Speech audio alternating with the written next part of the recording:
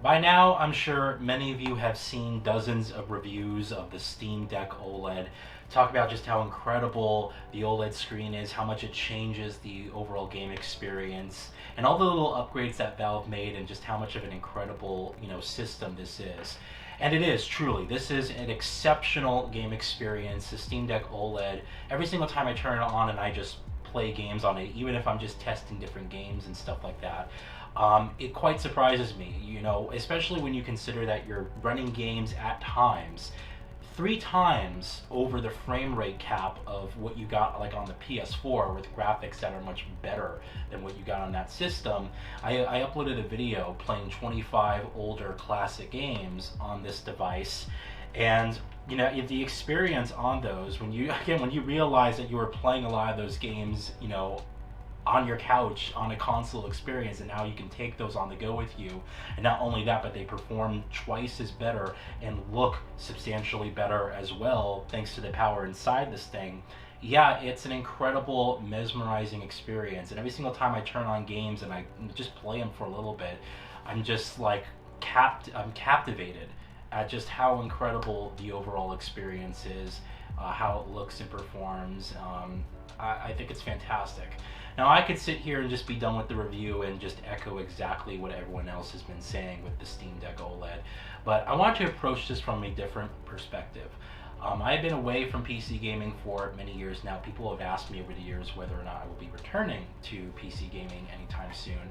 And to that, I just have to say it's dependent on the industry.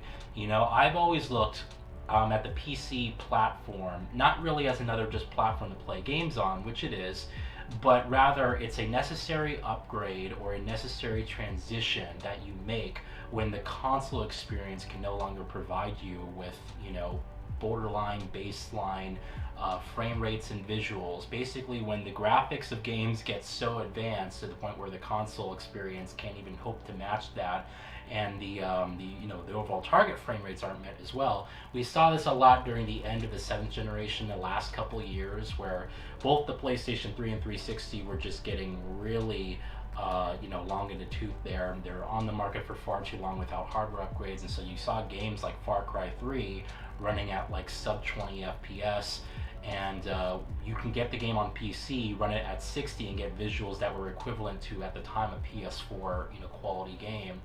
And other games like Battlefield 3, which had like half the number of players in multiplayer lobbies because the consoles couldn't support it.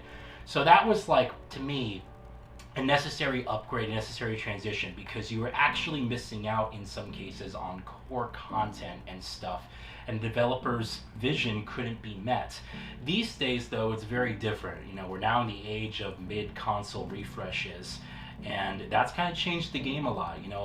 Basically now you're buying a console every 4 years. We have this impending PS5 Pro coming out at the end of this year, which I still don't see the point of. I still am not really a fan of.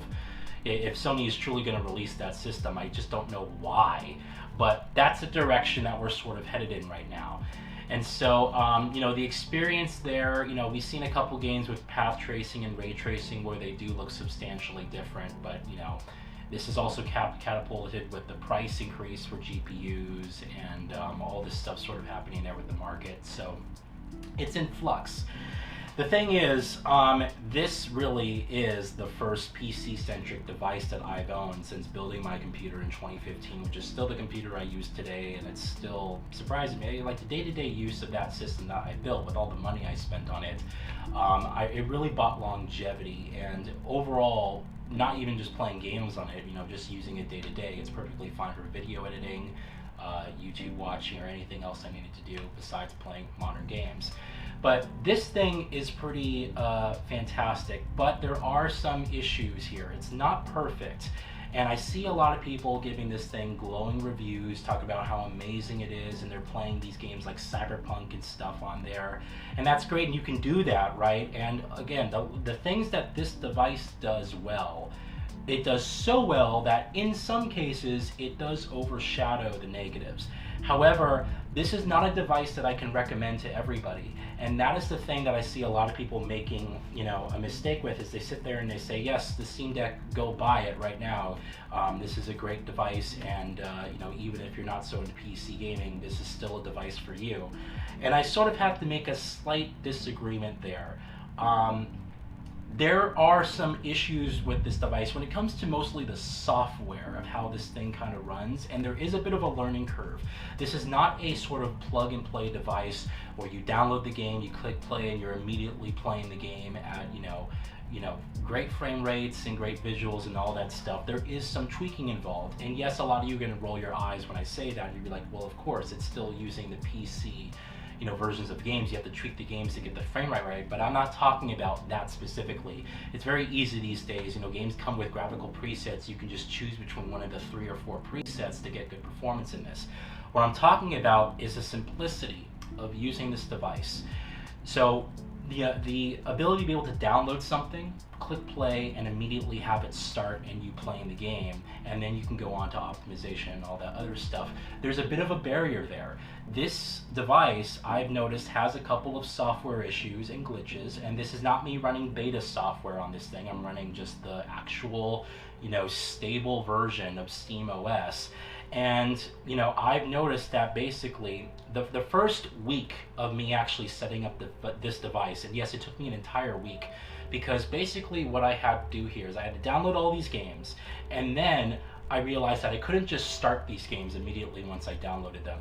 You have to enable certain compatibility modes, and then there are certain compatibility packs that you have to go into the desktop mode and download on this device in order for it to be compatible with the games that you're trying to play. And these aren't, games that aren't supported by the device.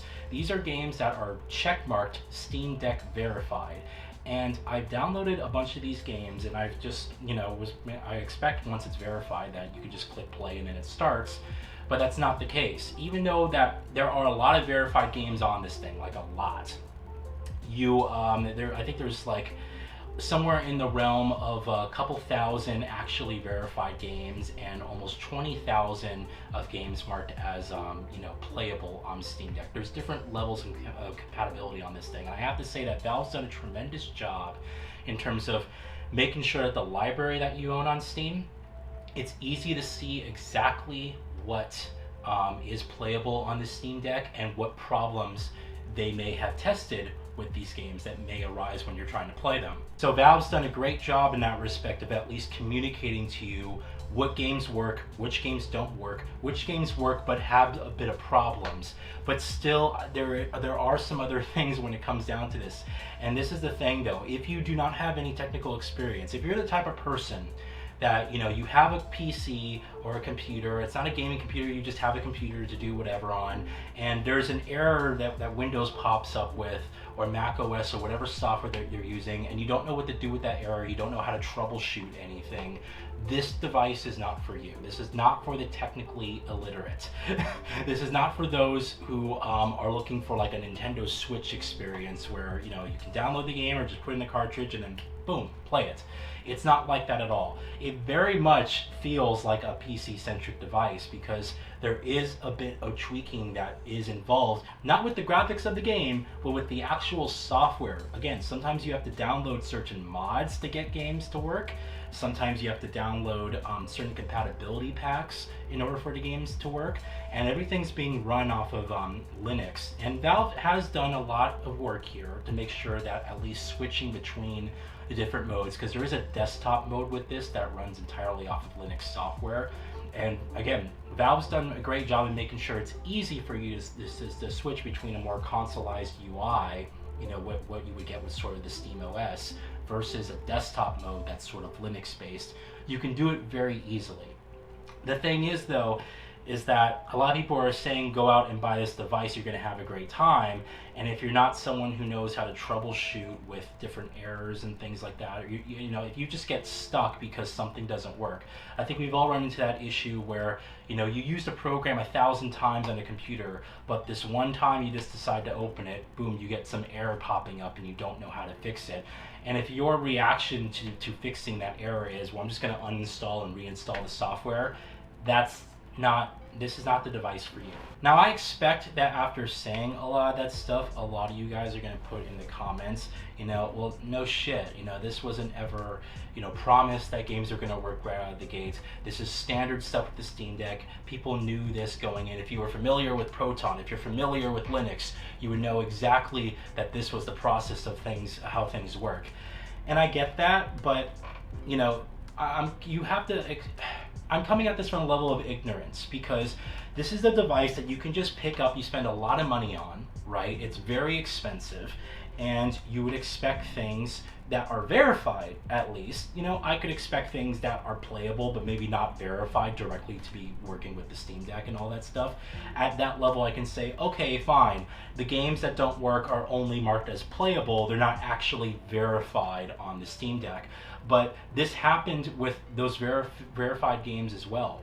And it happened quite frequently with most of the games that I downloaded. And so there were some tweaking and things like that involved that you just have to kind of get around.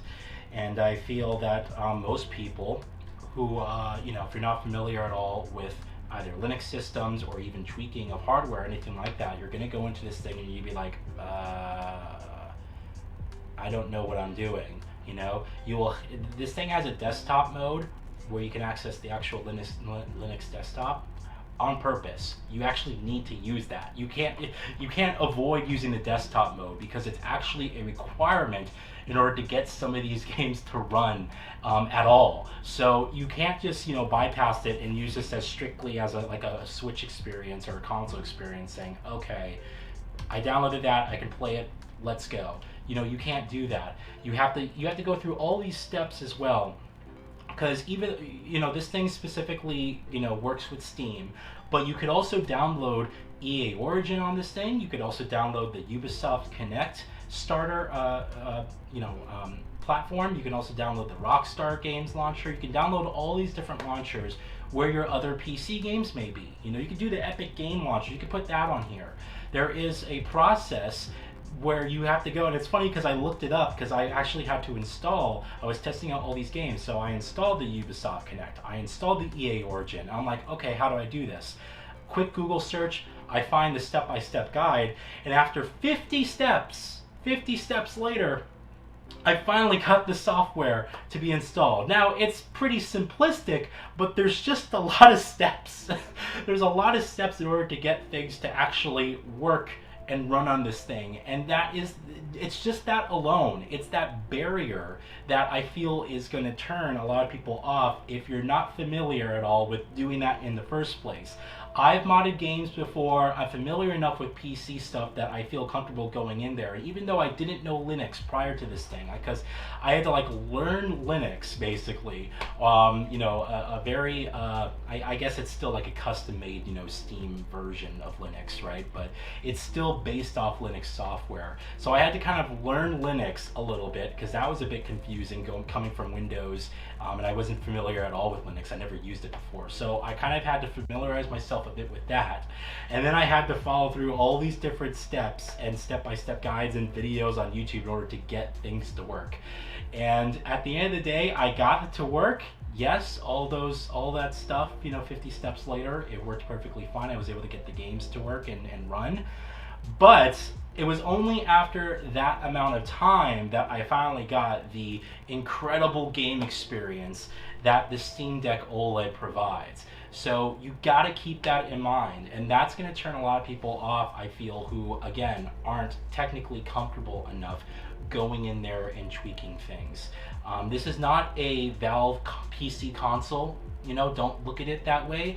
Look at it just as an extension. It's an on-the-go portable computer, basically. And I know a lot of of those different versions. You have like the ROG Ally and the I think what's the other one that's really popular? There's like a bunch of different devices that kind of basically have their own version, and they all run Windows and stuff.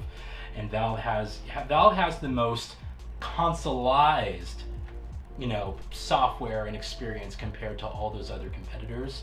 From what I understand, at least, I haven't actually tested a lot of that stuff.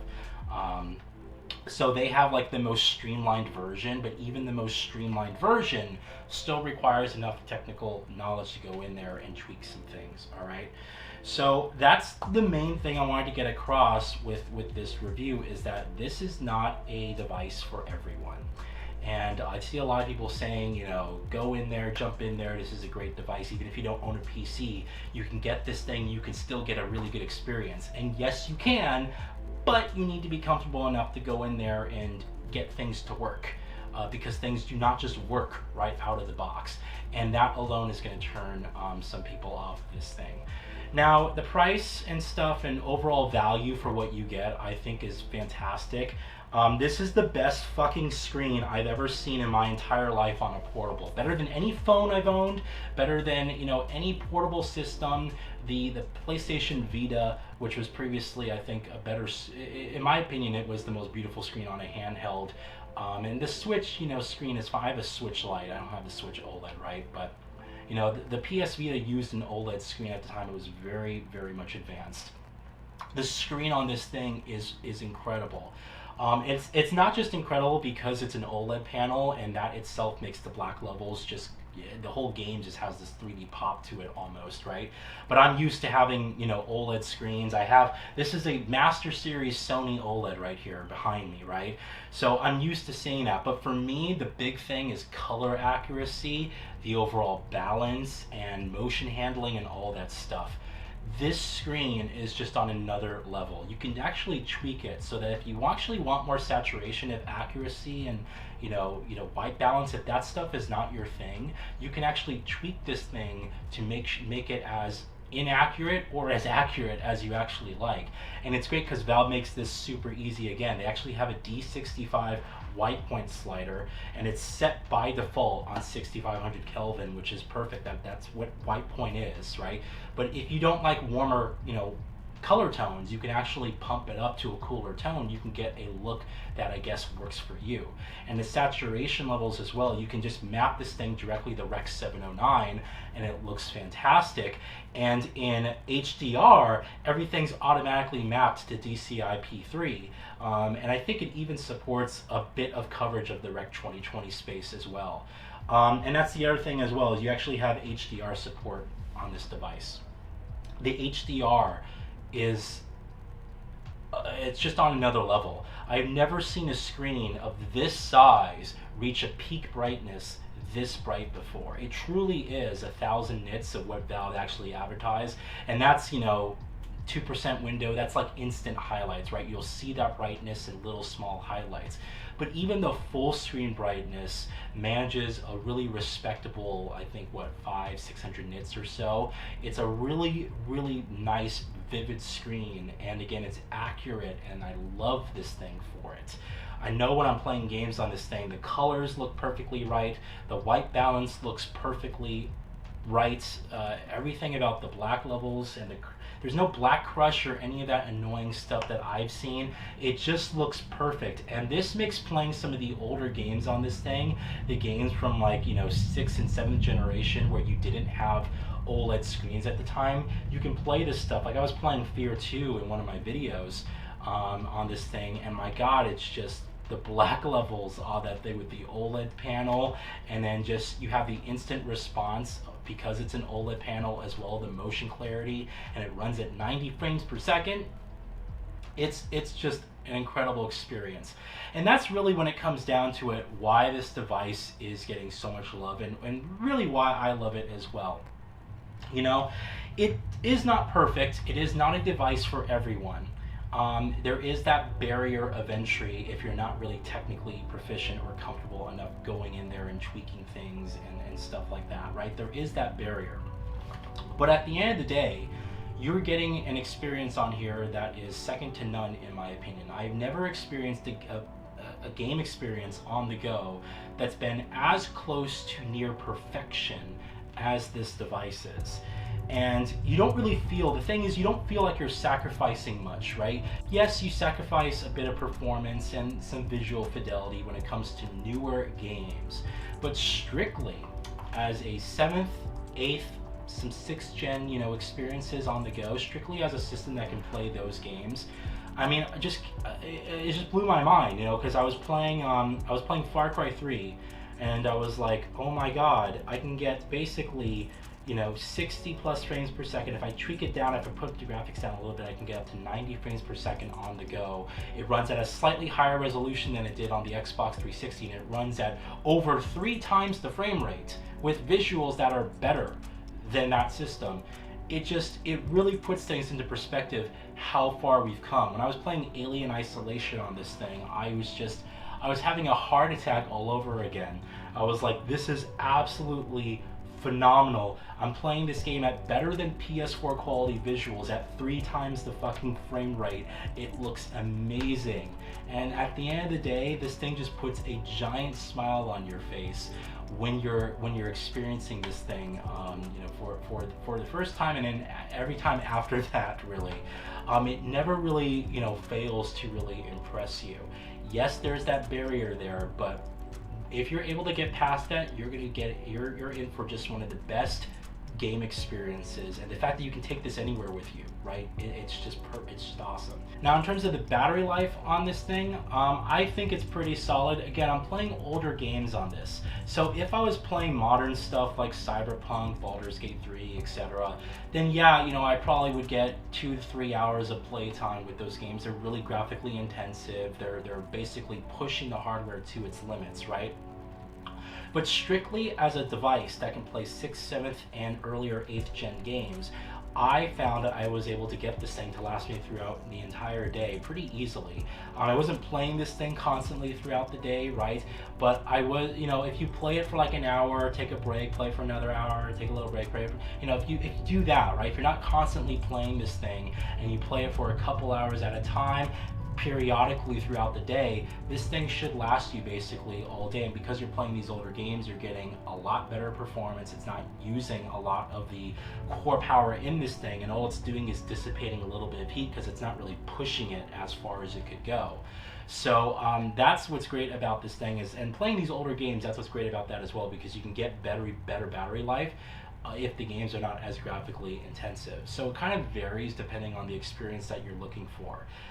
Keep in mind that experience that I was looking for, right, the older classic on-the-go system, it does a really good job in that respect, because those titles, you know, they're just not graphically, you know, ambitious anymore. It's very easy for this device to actually run those games and run them at max settings at 3 times the frame rate. It's like, it's not even sweating. So this is a great device for those experiences, but yes, your mileage does vary if you're going to play newer stuff on this thing. I found the battery life to be great. I'm running this thing at 45% brightness at all times, which is pretty optimal for me. So, and still at 45% brightness, it's able to overcome glare and do all this stuff. The only thing I put on it was a screen protector, which is why my screen looks a little bit glossy. That is one thing I do have to say, is that Valve put a anti-reflective coating on the screen here, which is actually supposed to be fingerprint repellent, and I actually found it does a pretty good job of, you know, actually reducing the amount of fingerprints you get on the screen. It is a touchscreen after all. But because it's a matte finish, it doesn't look quite as pristine. But I put this, this is a screen protector I got off of Amazon. It's a 9H hardness, you know, tempered glass screen protector. And it just brought the glossiness back to the screen. It's just a glossy layer basically over the matte finish, but it looks awesome. You can kind of see the reflection right there as I'm doing that with the light. So it's great. You know, you put the screen protector on the thing, you got sort of a glossy finish, and it's still bright enough to overcome glare, I found. And yeah, speaking a little bit about the design as well, this is obviously the limited edition. I love this device, the way it looks. I love the orange accents. It's one of the most beautiful handhelds I've seen in my life, and so far it's been pretty robust. I have to see ergonomically as well.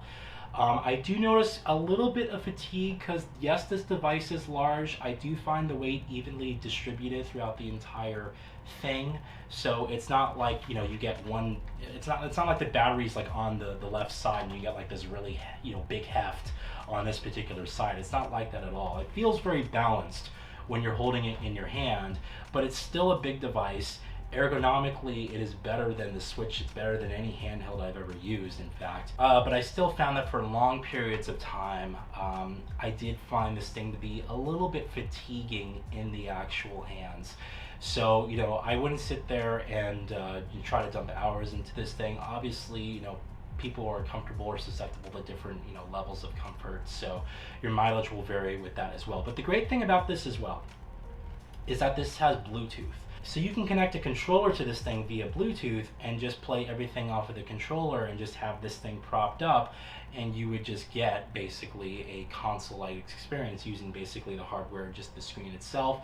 So you can actually do that. And speaking of, there's a really cool hardware thing that Mechanism actually contacted me out directly, and they sent me this thing, and it basically is a kickstand for the Steam Deck OLED. Now, shout out to Mechanism. They sent me one of their new mounting brackets. This is the Deckmate, and it's basically an interesting kind of mounting tool that allows you to do a couple of cool things with the Steam Deck that, kind of make it more Switch-like in that sense. So it's just these kind of 4 pieces here, and you can kind of choose this more kind of low profile, or if you want something more, robust, you have this longer kind of bracket here. And it's kind of interesting because you attach this to the back of the system. It kind of goes like that. It snaps on pretty easily. And then once you have that, you can just take these other pieces, for example this piece, and it's kind of just spring loaded here. So you would just put that in the back, and then now you have basically a kickstand, and then this allows your Steam Deck to kind of be placed up like so. And I really like the actual profile design of this because it can be, pushed all the way up further. So in the case of this, I can actually have this thing so that it's facing the camera straight on, or you can make it, really kind of extreme where, maybe you're sitting at a table straight on from it. You can have it sort of placed like that. The nice thing about it as well is that it's actually very sturdy, and it doesn't get in the way of the actual overall profile as well. So you can choose to kind of mess with this thing in different kind of stages, and it just adds that little bit of extra robust features. And again, it's easy to take this off because it's spring loaded. You just pop it off like that. And they also have this other kind of tool which actually has like a sticky surface right here. This would kind of be akin to, I guess you can wrap some earphones around this as well. So that kind of acts like so, and then you can do different things. Again, this is like a sticky material, so you can peel that off and do something interesting there. Instead of using this piece, you can take this other piece, and it has this kind of, again, sticky material on the other side. You can place this right above the Valve logo here, and without having this mounting bracket, you can just take this kickstand and put it in here. And kind of use it like so. So, for instance, if I just put it here as an example, it kind of works like that, and then you still have the same mounting kind of tool, except it's a much more slimmer profile. And again, you can angle this or put it wherever you desire. So it's a nice little interesting idea. It's a lot more inexpensive compared to the actual dock, and as far as I'm aware, there's really no other tool that Valve sells that's kind of like a kickstand device that allows this thing to kind of be plopped up. But it's kind of interchangeable, and you got some different tools there. So yeah, Mechanism, I appreciate you guys sending this out to me. And of course, I'll leave a link in the description. It's an affiliate link as well. If you guys want to pick one up yourself, if you do have a Steam Deck OLED limited edition like I do here. All right. So the last thing I want to touch upon is just basically the actual community surrounding this device. And the reason I want to touch upon it is because this device is not just made better by Valve, it's made better by the community. And I think that's what allows this thing to be just a cut above the competition. Because as far as I'm concerned, and this is specifically to Steam, but it just works so efficiently with this device. One of the things that comes into mind with this game, with this device that I was thinking about, is when you download these games that were made prior to the creation of this device, a lot of these older games like I mentioned, you have to rely on their controller support in order to get this thing to work. Now, most games I tried did seem to work pretty easily with the onboard controls for this actual device, right? Everything's kind of mapped out, and what's interesting about this thing is on the back you have these other programmable buttons on the side that can be programmed to basically whatever you want, and you can actually do this from the system level in the game at any single point. So it doesn't rely on the game's settings to do this, it relies on your actual inputs, or the Steam's system software. It changes it at a system software level, so it makes it easier for you to sort of mix and mash and apply different profiles to certain games. So if you like all your first-person shooters to be played the same way with the same control scheme, you can create a profile of controls for first-person shooters and just apply that control scheme to every single FPS within your library. And it's easy, it's done at a system level, so there's no sort of fucking around with the game settings and stuff like that. It's wonderful. This was a godsend when I was playing these older games, because a lot of them will support stuff like, hey, we support the Xbox 360 controller, but there's some weird compatibility issue there. I played a lot of games where it's like it doesn't recognize the actual inputs or the controls on this thing at all, and all you have to do is go into this little side menu, and you can actually build out the controls, customize them to exactly what you want, and do that. But wait, if you don't want to spend the time to actually go in there and say, okay, well, the A button is jump, the B button is crouch, there's community profiles with this thing, and it alleviates all the frustration. You can rely on the community to build custom control profiles for you, and it's awesome. They give you a whole grid, a whole layout of all the Steam Deck's controls, all the buttons, and they tell you exactly which each button is doing, what it's mapped to. And you might like one person's control scheme more than another person's, and all you do is you select the one you want, it downloads, like literally it's a couple megabytes of data, it's nothing. It downloads their control scheme, and you can immediately apply it, and if you don't like it, you could just change it back within seconds. It's phenomenal. The community really in of itself has made this device, it will continue to make this device better as time goes on. And this is a couple years after the release of the Steam Deck, right? We're in its, I think, 3rd or 4th year or whatever it is for this device. So, it's very much mature, and there's a bunch of community profiles out there for games, but I was playing a lot of these older games, right? And even for these older games, you'll still find like a couple of community driven controls, and everything's mapped correctly. It's a really easy way, because a lot of these older games are not compatible with obviously the Steam Deck's onboard controls. It doesn't know where the Steam controller is. It doesn't know what these mouse pads are doing at all. And it's so simple for you to just go in there and download a community driven profile, community created profile, and immediately apply it to that game, and it's easy. So a lot of that stuff kind of alleviates the frustration, and it helped me when I was setting this device up, that even though I was spending a lot of time downloading Proton database compatibility files and packs, and then applying it and testing it to these games to see which one works better. Once I got the hang of that though, everything else was smooth sailing, and I was downright impressed with just the level of community driven supports that this device has. The mod community as well is fantastic for this device. In one of my videos, I was playing Bully, the Rockstar's Bully from 2006 on this thing, and that's a game where I actually had to mod it a little bit in order to get it to work on the Steam Deck. I looked up a quick tutorial, and the person said just download this file, put it in this folder, and then just change this or just change this number in that file, and then you're good. I started up the game, it ran at 60 frames per second, ran at the full 16:10 resolution. It looked phenomenal. So the community there is really making this device as simplistic as possible. And if you're fine, and if you're comfortable enough with the technical, issues, I guess, with you having to go in there and tweak things, the community will really help take care of the rest of this stuff. It's phenomenal.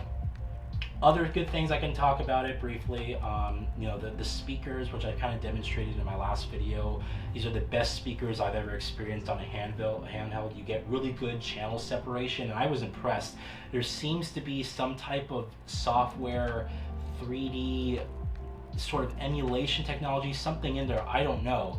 But I was getting like really good channel separation, like much better channel separation than I should be getting on a device like this. I knew exactly where enemies were in relation to where my camera was, and there's good bass response. I mean, they're just little tiny speakers. You can see them on either side here, but I gotta say, like, it was really impressive sound quality. And yes, you can hook up Bluetooth earphones to these things very easily, and the sound quality on those was phenomenal as well. So there's that. The Steam Deck OLED is absolutely the best handheld experience that I have ever used. It's hands down, you know, one of the most efficient and impressive devices that I have used in quite some time. But it is not a device for everyone, and that is the thing I do want to get across. It is not the device for everyone. I do expect that there is going to be, you know, some people who are going to buy this thing or think to themselves, well, you know, I don't really know how to build a computer. I'm not really into PC gaming, but I can buy this thing. I can get a PC experience at least, or I can at least get introduced into the PC gaming space. But I don't really know what I'm doing and stuff like that. But if I just download games, it should work, right? It has a verification system. I download those games. If I at least limit my games to those games, it should just work out of the box. No, that is not the case at all times, and you guys saw that in the demonstration I just did. There's a lot of times where you will have to actually tweak some things and download some things in order to get these games to work, and that happens unfortunately more times than not. Whether that will get better as more updates come, you know, introduced with the Steam Deck, or Valve's testing just becomes more, you know, rigorous and detailed, I don't know. But in its current state of things, that is the main drawback that I feel is going to have. That's like the level, it's the barrier of entry for this thing. So that's it. Yeah, I just wanted to do a bit of an update. I don't really want to do a review of this device because there's been a ton of that out there, but I just want to talk about my experience mostly with it, and I guess that's what a review is. So I'll call this a review, I guess.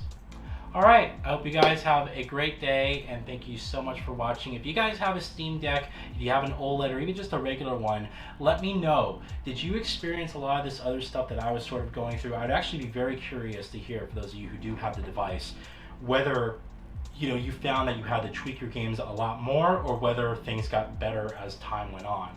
I'm quite curious about hearing that. So, all right, I'll talk with you guys later, and thank you so much for watching this video. Have a good one.